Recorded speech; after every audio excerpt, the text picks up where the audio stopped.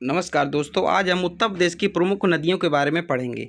जैसे कि पहले हमने बताया था कि एक एक टॉपिक करके हम पूरे टॉपिक उत्तर प्रदेश के जितने भी सामान्य ज्ञान में है उतना सब पढ़ने वाले हैं। तो आज हमारी बारी है उत्तर प्रदेश की नदियाँ। तो उत्तर प्रदेश की नदियों से जितने भी इंपॉर्टेंट क्वेश्चन बन सकते हैं हम डिस्कस करेंगे। ये इंपॉर्टेंट है, आप लोग याद रखिएगा। पहला है, तो सबसे पहले पढ़ेंगे हम गंगा नदी के बारे में। गंगा नदी उत्तरकाशी उत्तराखंड से निकलती है। अगर एग्जाम में पूछा जाता है गंगा नदी कहाँ से निकलती है, गंगा नदी का उद्गम कहाँ से है, तो उत्तरकाशी उत्तराखंड से निकलती है गंगा नदी। ये एक इम्पॉर्टेंट चीज़ है गंगा नदी के बारे में। दूसरी बात है, गंगा नदी उत्तर प्रदेश में बिजनौर जिले से प्रवेश करती है। एग्जाम में बहुत बार पूछा जाता है उत्तर प्रदेश के एग्जाम में कि उत्तर प्रदेश का कौन सा जिला गंगा नदी का प्रवेश द्वार है, तो बिजनौर जिला। ठीक है। तीसरा पॉइंट है, गंगा नदी उत्तर प्रदेश में लगभग 28 जिलों में बहती है। तो गंगा नदी कितने जिलों में बहती है उत्तर प्रदेश में, तो लगभग 28 जिलों में बहती है। गंगा नदी प्रदेश में बलिया से बाहर निकलती है। तो निकास द्वार क्या है, बलिया। प्रवेश द्वार बिजनौर है गंगा नदी का। और बाहर किस जिले से निकलती है उत्तर प्रदेश से बाहर, तो बलिया से निकलती है। अगला ही है गंगा नदी के बारे में। गंगा नदी की कुल लंबाई 2525 किलोमीटर है। सबसे लंबी नदी है, तो 2525 किलोमीटर है गंगा नदी की कुल लंबाई। आसान है, 25-25 दो बार, तो ये लंबाई आपको याद हो जाएगी। अगला है, प्रदेश में गंगा नदी के बहने की दिशा पश्चिम पूर्व है। बहुत एग्जाम में बहुत बार पूछा जाता है कि कौन सी दिशा में गंगा नदी बहती है, तो क्या दिशा है, पश्चिम पूर्व दिशा है इसके बहने की। अब हम पढ़ते हैं गंगा नदी की कुछ सहायक नदियाँ। तो सबसे पहले सहायक नदी क्या है, रामगंगा, फिर है घाघरा, गोमती, यमुना, सोन, गंडक। ये प्रमुख नदियाँ हैं जो गंगा नदी की सहायक नदियाँ हैं। इसी क्रम में यमुना नदी। पहले हमने गंगा नदी पढ़ा, गंगा नदी के बारे में सब कुछ डिस्कस किया। उद्गम स्थल कहाँ से उत्तर प्रदेश में कहाँ से प्रवेश करती है, कहाँ से बाहर निकलती है। इसी क्रम में हम पढ़ेंगे दूसरी नदी का नाम है यमुना नदी।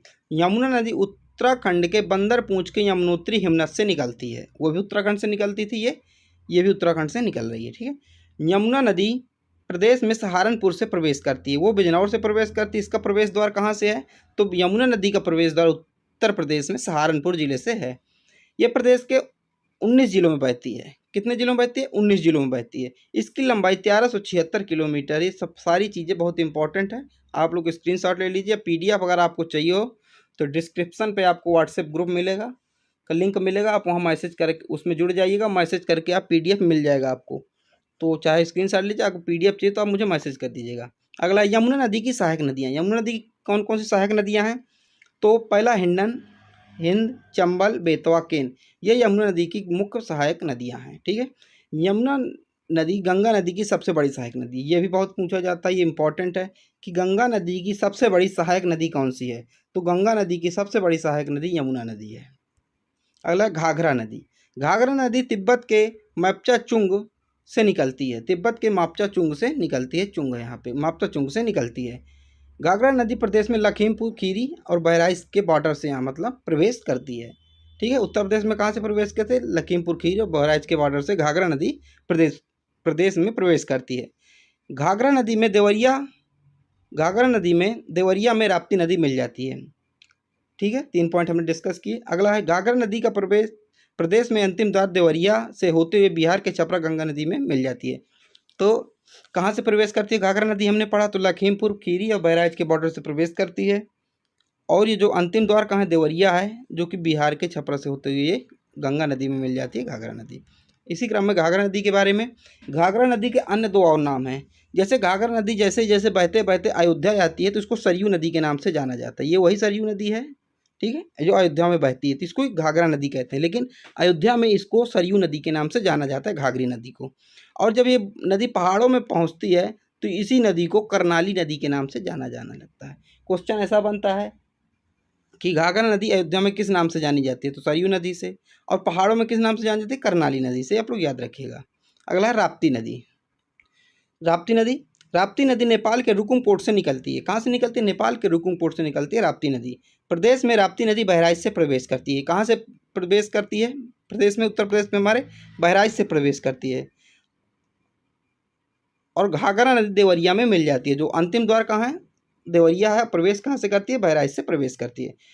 ये बहुत इंपॉर्टेंट पूछा गया था अभी एक एग्जाम में कि गोरखपुर किस नदी के किनारे है बसा है, तो गोरखपुर राप्ती नदी के किनारे है, याद रखिएगा। अगला गोमती नदी, या इसको सई नदी भी कहा जाता है। दो नाम है इसके, गोमती नदी या सई नदी। गोमती नदी प्रदेश के पीलीभीत के गोमट ताल फुलहर झील से निकलती है। तो ये अभी तक हमने पढ़े पहाड़ी नदियाँ थीं, तो लेकिन हिमनद या पहाड़ी नदियाँ थी, पहाड़ों से निकलती थी, लेकिन ये मैदानी नदी है। गोमती नदी एक मैदानी नदी है। ये कहाँ से निकलती है? पीलीभीत में एक झील है फुलहर झील, उसी से निकलती है। उसी से गोमती नदी का निकास होता है, वहीं से निकलती है गोमती नदी। तो गाजीपुर गंगा में मिल जाती है इसका, ठीक है। और गोमती नदी एक मैदानी नदी, पूछ लिया जाता है, 4 नदियाँ दी जाएंगी आप लोगों को, पूछ लिया कौन सी मैदानी नदी है, तो गोमती नदी एक मैदानी नदी है, क्योंकि पहाड़ों से नहीं निकलती। अगला है रामगंगा नदी। रामगंगा नदी उत्तराखंड के पौड़ी दूधातौली से निकलती है। ये भी उत्तराखंड के पौड़ी दूधातौली से निकलती है। ये प्रदेश में बिजनौर से प्रवेश करती है। जैसे गंगा नदी बिजनौर से प्रवेश कर रही थी, उसे रामगंगा नदी भी बिजनौर से प्रवेश करती है। कन्नौज में यह गंगा नदी में मिल जाती है। यह नदी रामगंगा नेशनल पार्क उत्तराखंड के बीच से होकर बहती है। ये भी इंपॉर्टेंट है, याद रखिएगा। अगला है गंडक नदी। गंडक नदी का उद्गम स्थल न्यू बाइन हिमालय ग्लेशियर नेपाल है। तो गंडक नदी का उद्गम स्थल, इसे शालिग्रामी नदी भी कहा जाता है। इसके एक नाम है शालिग्रामी नदी।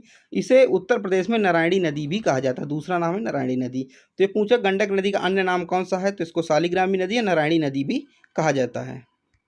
अगला, गंडक नदी उत्तर प्रदेश में कुशीनगर महाराजगंज से प्रवेश करती है। गंडक नदी पटना में गंगा नदी से मिल जाती है। तो गंडक नदी क्या है, पटना में गंगा नदी से मिल जाती है। अगला है चंबल नदी। अगला पढ़ेंगे चंबल नदी। चंबल नदी मध्य प्रदेश के इंदौर महू जनापा पहाड़ी से निकलती है।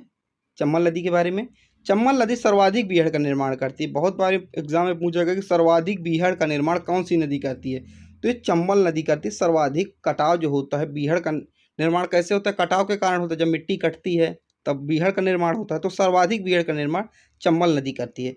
चंबल नदी मुरादागंज औरैया में यमुना नदी से मिल जाती है।